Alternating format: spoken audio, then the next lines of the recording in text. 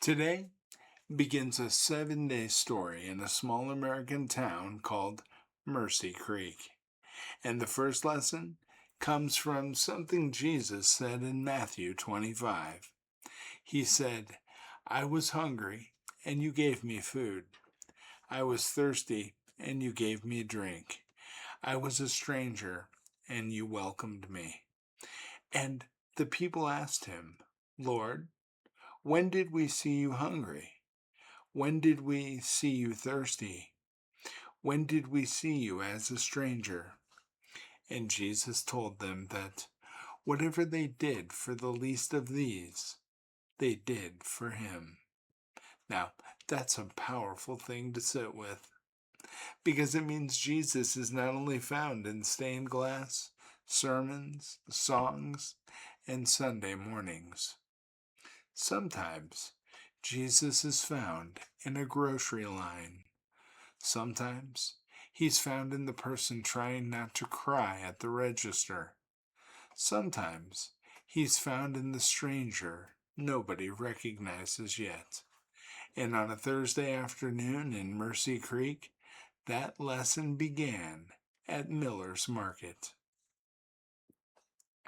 Now, Mercy Creek was small enough that people still waved when they passed each other on Main Street, but big enough that some people had learned how to suffer quietly. There was one stoplight, one high school, 3 churches, a little white courthouse, a diner called Grace's, and a garage with an old sign that still said Miller Brothers Auto Repair, even though the brothers had not spoken for years. And on one corner, the corner of Maple and Third, there was Miller's Market. Not a supermarket or a chain, just a small old town grocery store with narrow aisles, squeaky carts, and a bell above the door that rang like it had been tired since 1987. Now, that Thursday, the store was busier than usual because a summer storm was supposed to roll in by evening. People were buying milk, bread, batteries, bottled water, and everything else people suddenly believe they need when the sky gets dark. Grace Bennett came in after lunch rush at the diner, still wearing her apron, with her 9-year-old daughter Lily beside her. Lily carried a small notebook because she liked to write things down that she noticed. Grace told her that was unusual. Lily told Grace that adults just miss too much. Near the front, Ruth Caldwell, a retired school teacher, was checking peaches by gently pressing each one like she was grading homework. Pastor Caleb Brooks, he stood in the soup aisle trying to decide whether a church pantry needed more chicken noodle or vegetable beef. Deputy Thomas Reed came in for flashlight batteries. Hank Miller, from the garage across the street, complained to the cashier that the price of motor oil had become a crime in broad daylight, and nobody noticed the stranger at first. He came in quietly, plain clothes, dust near the bottom of his shoes, dark eyes, calm face. The kind of presence that did not demand attention but made the room feel different once you finally noticed him. He picked up a handbasket and walked slowly through the aisles. Not like someone shopping in a hurry, more like somebody listening. At the back of the store, Nora Reyes stood in the front of the discount meat section with her son Mateo sitting in the cart. Nora was a nurse at the Mercy Creek Clinic. She was the kind of person who remembered everyone else's pain and forgot to make room for her own. She worked long shifts. She raised Mateo alone. She smiled at patients even when she had not slept. And that afternoon, she stood in the grocery store doing math in her head. Milk, eggs, bread, chicken, apples, cereal, 1 pack of diapers. She looked at the cart, then at the list, then back at the cart. Mateo held up a small box of animal crackers. Can we get these, Mama? Nora looked at the box. It was only a few dollars, but sometimes a few dollars is not only anything. She smiled anyway. We'll see, baby. That's one of the hardest things for a parent to say. Not no, not yes, but we'll see. Because behind those words is a heart trying to protect the child from the weight of adult problems. At the front of the store, the line grew longer. The storm clouds outside turned the windows gray. Grace stood with Lily 2 carts behind Nora. Hank was behind them. Deputy Reed was near the door. Pastor Caleb was still holding cans of soup like he had forgotten why he had come in. The stranger stepped into the line last. Nora unloaded her groceries onto the belt. The cashier, a teenage girl named Emily, scanned each item. Beep, beep, beep. Nora watched the total climb. Her face stayed calm, but her fingers tightened around her wallet. Emily said, "That'll be $87.42. Nora swiped her card. The machine beeped. Declined. Nora's face changed.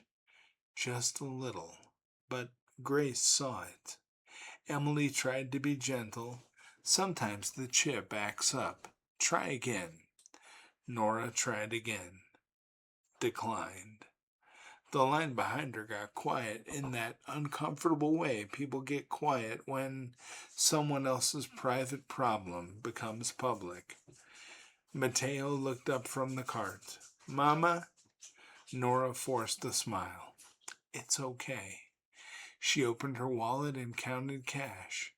20, 30, 35, $36. She looked at the groceries, then at Emily. I'm sorry, Nora whispered. Can we take off the chicken? Emily nodded. The chicken came off. Still too much. Nora swallowed. The diapers? Nobody moved. Not Grace, not Hank, not Ruth, not Pastor Caleb, not Deputy Reed. All of them were decent people. All of them cared. But sometimes caring gets trapped behind embarrassment. We see the person hurting and we freeze because we do not know how to step in without making it worse. Nora reached for the cereal. Take this off too. Mateo reached for the animal crackers and held them against his chest. Nora saw him. Her eyes filled, but she blinked it away fast. Those too, baby. Mateo looked down. That was when the stranger stepped forward. His voice was soft. Leave them. Nora turned. I'm sorry? Leave the groceries. She shook her head. No, thank you. I can handle it. The stranger looked at her with kindness that did not pity her. I know you can. That stopped her. Because most help feels like someone saying, you cannot. But this felt different. This felt like someone saying, you should not have to carry everything alone. The stranger placed a few bills on the counter. Emily looked at Nora, unsure. Nora whispered, please don't. Everyone is watching. The stranger said, then let them learn gently. The whole store was still. Grace felt those words reach right into her heart. Let them learn gently. The stranger looked around the line. There was a time, he said, when a crowd was hungry. The day had grown long. The people were tired. Some thought they should be sent away to find food for themselves. Pastor Caleb slowly lowered the cans of soup. The stranger continued, "But love does not always send hunger away. Sometimes love asks what is already in our hands." Lily whispered, "The loaves and fish." The stranger smiled at her. "Yes." Then he looked at the people in line. One boy had a small lunch. It did not look like enough, but when it was offered, many were fed. He looked at Nora's cart. Need is not shame. Need is an invitation for love to become visible. For a moment, nobody spoke. Then Grace stepped forward and placed a $20 bill on the counter. "For the chicken," she said. Ruth opened her purse. "For the apples." Pastor Caleb came forward. "For the pantry, too," he said, then looked embarrassed, and "For Nora." Deputy Reed placed money beside the register. "For the diapers." Hank sighed like he was annoyed at his own heart, then pulled cash from his wallet. "For the animal crackers," he muttered. Mateo looked at him. Hank pointed a finger.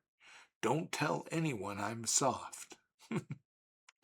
Mateo smiled. "I won't." Lily leaned toward Grace and whispered, "He is, though." Grace whispered back, "A little." Nora covered her mouth. She was trying not to cry. The stranger looked at her. "You spend your days helping people heal. Today, let someone help you breathe." Nora nodded, but the tears came anyway. "I'm just tired," she said. "I know," he answered. Grace looked at him closely now. There was something about the way he said, "I know," not like a polite stranger, like someone who had seen every long night, every unpaid bill, every silent prayer, every brave face. Emily finished bagging the groceries. Nora picked up the bags with trembling hands. The stranger took two of them. "I'll walk with you." Nora looked at him. "What is your name?" The store seemed to hold its breath. He said, "Jesus." Hank looked up. "Jesus what?" The stranger turned gently. "Of Nazareth." No one laughed. Outside, the first drops of rain began to hit the pavement. Jesus walked Nora and Mateo to their car. Grace, Lily, Ruth, Pastor Caleb, Deputy Reed, and Hank watched through the front windows of Miller's Market. Mateo held the animal crackers like treasure. Nora opened the trunk, and before she put the bags in, she turned to Jesus. "I'm usually the one helping out," she said. Jesus nodded. "That is why receiving can feel harder than giving. I don't like needing people." Most people don't. Why? Because need tells the truth. Nora looked down. Jesus continued. "But the truth is not that you are weak. The truth is that you are human, and humans were made to carry one another." The rain fell harder now. Jesus helped her load the car. Then he placed one hand gently on the top of the cart where Mateo sat. Mateo looked up and said, "Thank you for my crackers." Jesus smiled.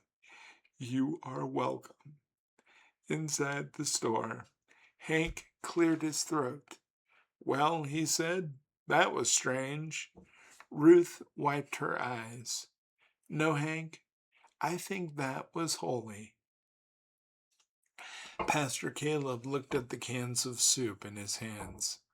"I came here for the food pantry," he said quietly, "and I almost missed the hungry person in front of me." Deputy Reed nodded toward Nora's car. "Pride makes people hide need," Grace said, "and comfort makes people ignore it."